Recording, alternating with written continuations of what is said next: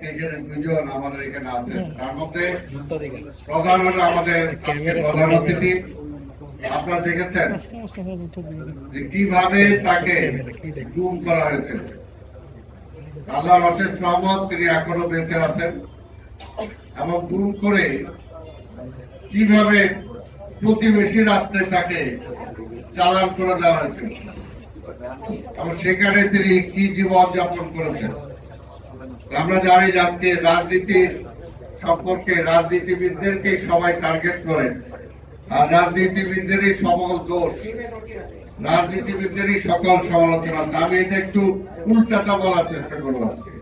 এবং আরেকজন রাজনীতিবিদ এখানে আছেন, বিশেষ অতিথি, তিনি আজীবন সেই ছোট সময় থেকে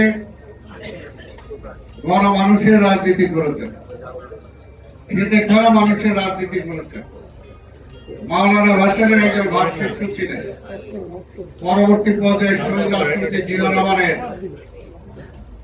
রাজনীতিতে সম্পৃক্ত হয়েছিলেন সে আব্দুল সালাম পিন্টু। তিনি আজকে কিভাবে তার উপর মানবাধিকার চালানো হয়েছে সেটা আমরা দেখেছি।